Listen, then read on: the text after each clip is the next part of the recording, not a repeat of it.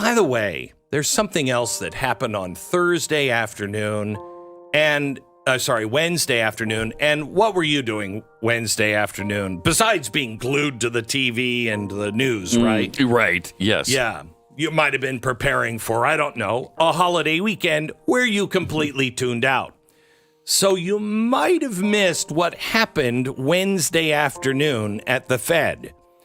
But they started their CBDC, Central Bank Digital Currency. Yes, the Fed coin is here. Now, they rolled it out on Wednesday. That was the only day they could do it, because they've been denying that any of this stuff was happening, but they could only get it when no one was paying attention. So they rolled it out, and it's in its beta test now, but here's the thing. I don't know if it's going to work, because this is what they're trying to do. They're very concerned that they won't be able to make large digital transactions across the Atlantic. Okay, they're worried. These big transactions that happen. What they're doing now, and I'm going to try to break this down because it's very, very technical, but let me break this down for you. What they're doing is they're taking a digital currency and they're buying and selling and trading those digital currency, those dollars, over to someplace else, and they got to make it all the way over. Those numbers have to make it all the way over.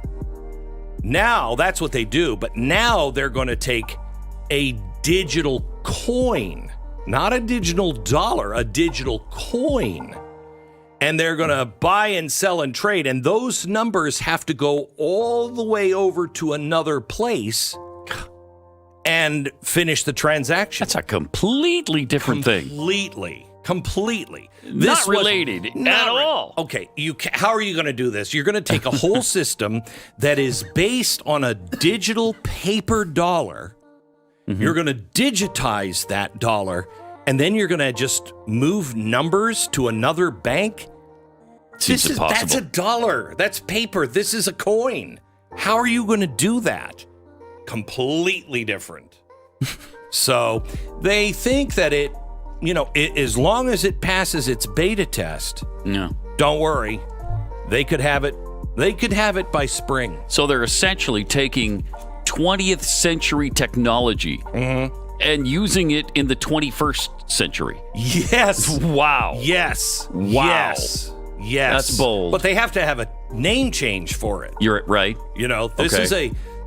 Remember, this was a Federal Reserve printed currency that had been digitized. Mm-hmm. This is a Federal Reserve digital currency. Okay.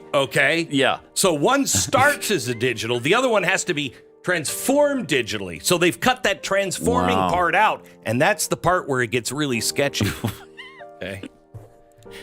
By the way, India just rolled out its retail pilot program for digital rupees as well.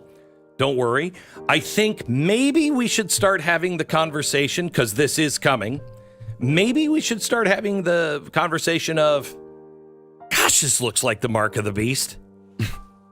Doesn't it? But surely it's not. Surely it's not. Of course not. Not from the U.S. government. No. They never do anything underhanded or evil. Never. Especially when Democrats are in control. Amen to that, brother. Hey, by the way, the White House also last Wednesday announced that they're going to continue the freeze on student loan payments.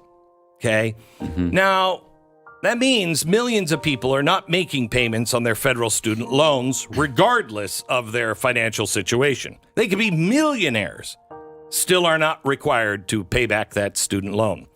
Now, the freeze, it started with Trump with COVID-19. Congress approved it. And it was supposed to expire 2 years ago. But it's been continually renewed by Congress, so it's been extended only 8 times. It has now cost you $155 billion per year. And that's scratching the surface. Now, here's the story.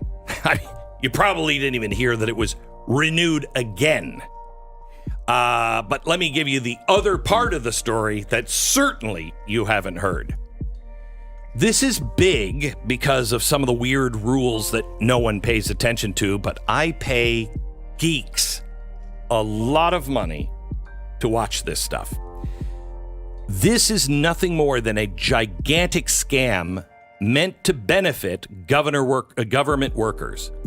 This is exactly what I told you they would do in 2009.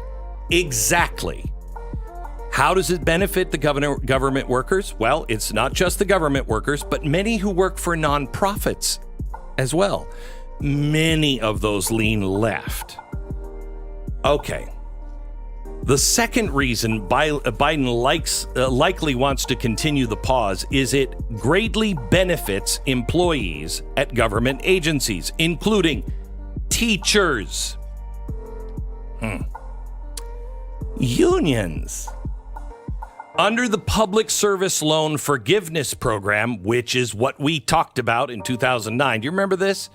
Anyone who makes 10 years worth of monthly student loan payments, 120 in total, while working for the government or a nonprofit receives total debt forgiveness no matter how much they owe. Now, defying all logic? Yes.